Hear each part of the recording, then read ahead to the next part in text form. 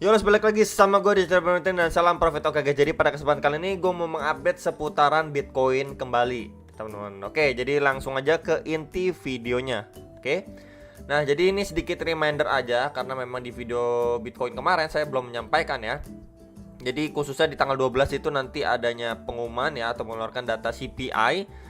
Sama di situ juga ada di sini ya FOMC member untuk speak nih, teman-teman. Jadi memang ini adanya di tanggal 12, so be careful ya, bisa aja cukup berdampak ke market, teman-teman. Untuk khususnya di tanggal 12 nih. Di sini untuk investing.com. Oke, tanggal 12 April 2022-nya. Nah, kemudian langsung aja pergi ke technical analysis mengenai si Bitcoin. Nah, jadi ini ada time frame daily. Channel ini kurang lebih masih kita bisa pergunakan ya, khususnya untuk beberapa areanya. And then kita bisa lihat juga secara daily time frame ini, dia ini memang udah breakdown ya. Kemudian kita bisa lihat ini mencoba untuk di testing kembali EMA 34 dan 55 ya. Cuman di situ terdapat rejection nih. Saya gedein lagi, zoom lagi lebih jelas ya. Kita bisa lihat dia bikin tail candle atau jarum ke atas, berarti di situ benar-benar dia mencoba untuk testing atau bahkan dia mencoba untuk break karena memang posisinya sedikit di atas EMA 34 atau garis warna birunya. Cuman yang sangat disayangkan di situ adanya kena reject lumayan kuat, jadi terbentuklah bearish candle, and then sekarang ini dia memang posisinya berada terhadap EMA 34 dan 55, jadi berada di bawahnya gitu ya. Dan juga plus di bawah garis putus-putus titik-titik ini dari si trend channelnya si Bitcoin time frame daily ini. So soon or later ya kita akan melihat dia setelah testing, kan biasanya kurang lebih gini guys ya. Ketika dia breakdown ya, turun, kemudian dia going up untuk testing setidaknya, and then potentially biasanya dia untuk koreksi lebih dalam lagi. Ya biasanya kurang lebih seperti itu. So berapa potential area yang perlu kita perhatikan? Kalau misalkan saya mungkin akan tandai dulu aja pakai rectangle seperti biasa. Maybe di sekitaran 39.500 sampai di sekitar 40.100 dolar ya. Kita bisa lihat di sini. Karena memang sebelumnya ini menjadi support ya. Kemudian menjadi support and resistance juga di pergerakan sebelumnya ya. Kita bisa lihat ya di kisaran 39.500 sampai sekitar 40.200 dolar, let's say sekitaran itu menjadi sebelumnya support and then resistance dari pergerakan si Bitcoin sebelumnya. Jadi ini adalah next target untuk si Bitcoin yang perlu sekali kita waspadai, teman-teman. Nah, kemudian kalau misalkan yang nanyain kalau terdalamnya gimana lah, worst case scenario-nya oke. Ya, worst case scenario-nya ketika dia breakdown dari sini testing, kemudian di sininya masih mungkin kalau misalkan nih, tanda kutip kalau misalkan di sini nggak ada demand lagi yang nahan penurunannya si Bitcoin, terdalamnya dia kemungkinan akan testing di trend line support dari channel ini bagian bawahnya nih.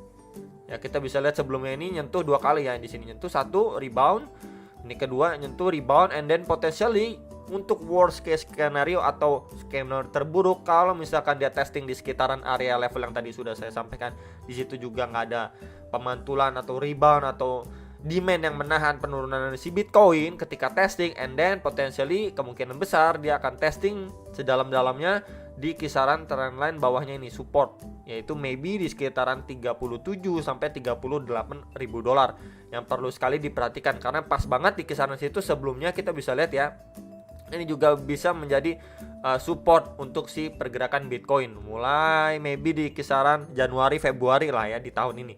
Jadi bisa diperhatikan sekali untuk dua next target ini secara daily time frame ya, jadi time frame yang lebih besarnya.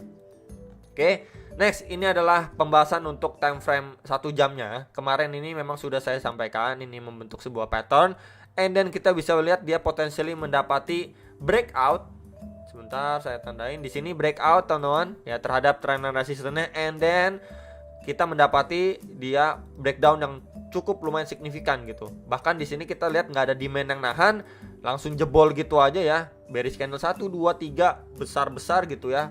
Bahkan di break EMA 34 55 time frame 1 jam ini, dan juga sekaligus trendline supportnya juga langsung ke breakdown. And then ketika dia breakdown seperti biasa kita melihat ya, ini mungkin resistennya akan saya hapus dulu. Ketika dia breakdown dari trendline support ini, dia breakdown, and then kita lihat dia mencoba untuk masuk kembali. Nah, di sini teman-teman ya, untuk area krusialnya secara time frame 1 jam. So kalau dia testing ini nggak kuat atau setidaknya dia masuk kembali, di situ juga ada EMA 34 dan 55 time frame 1 jam nih, garis warna merah dan biru ini ya. Di situ dia kena reject lagi, berarti memang dia bisa potensi drop lebih dalam lagi, bisa yang ngejar ke kisaran $41.000, atau kita bisa lihat untuk area-area krusial untuk daily time frame-nya. Itu bisa sekali untuk diperhatikan. Oke. Next, ini adalah salah satu outlook yang berbeda juga. Dia bermain di dalam sebuah channel ya. Jadi channel ini kurang lebih seperti ini ya. Dia breakdown, mantul, breakdown, mantul, sekarang breakdown, dan potensially ya kurang lebih bermain seperti inilah ya. Jadi memang bermain di dalam sebuah channel. So kalau kita melihat ataupun ya ada indikasi rebound itu kurang lebih seperti apa, bro? Kurang lebih seperti ini. Ini kan secara time frame kecil, ini kan time frame 1 jam. Dia create ini teman-teman dari highest point sebelumnya ini ya. Ini high, lower high, lower high. Jadi pemantulan atau rebound yang kita dapat di semalam itu cuman create yang namanya lower high dari highest point sebelumnya, and then ini low, lower low, lower low, and then lower low. Jadi kurang lebih kita bisa lihat untuk marketnya ini ya masih di dalam downtrend nih ya. Jadi anak tangga ke bawah, kurang lebih seperti itu. So yang harus kita lihat ataupun indikasi awal untuk si Bitcoin bisa rebound itu kurang lebih seperti apa.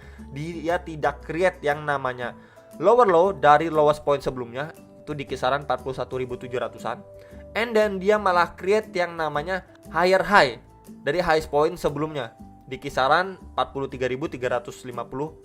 Di situ juga berarti kita bisa lihat dia breakout terhadap trendline resistance channelnya dia. Itu pertama.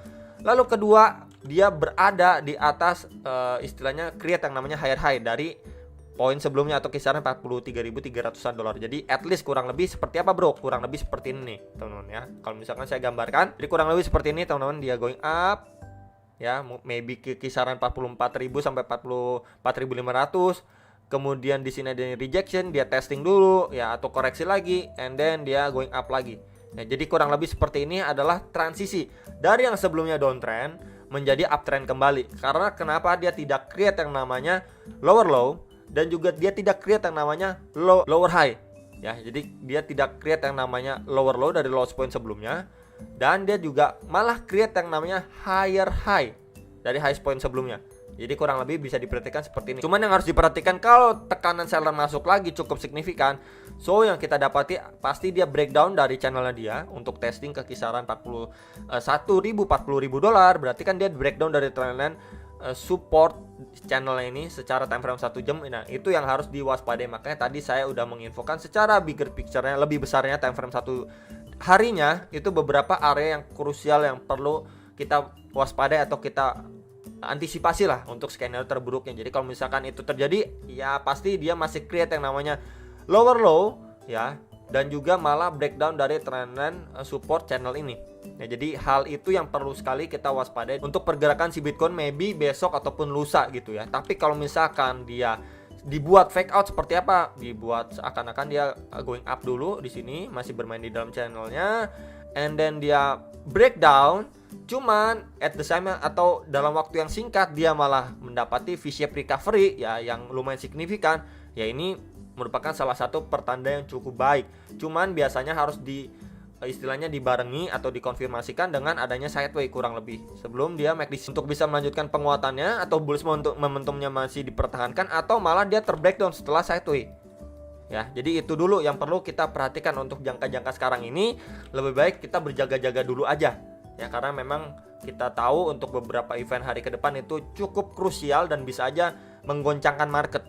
Jadi lebih berhati-hati aja untuk beberapa hari ke depan. Ya, overall ya masih di dalam downtrend nih. Secara time frame 1 jamnya aja masih kelihatan jelas gitu ya. Dan saya tambahin satu lagi, trendline resistance ini masih bisa sekali digunakan ya, garis warna merah ini. Kita masih bisa pergunakan juga. And then area yang krusial juga istilahnya sebelum dia nyentuh ke trendline resistance ini yang perlu sekali diperhatikan ya untuk time frame lebih kecilnya.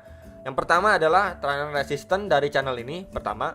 Lalu kedua adalah kisaran area ini, kisaran 44.000 sampai 44.500 $. Next yang ketiga adalah trendline resistance ini. Jadi ini adalah 3 area resistance yang perlu sekali diperhatikan untuk jangka pendeknya, teman-teman, untuk pergerakan si Bitcoin. Ya, jadi itu aja yang bisa saya sampaikan untuk video kali ini. Semoga bisa bermanfaat dan kalian bisa analisa kembali sebelum make decision, dan sampai jumpa untuk next video. Sam Profit.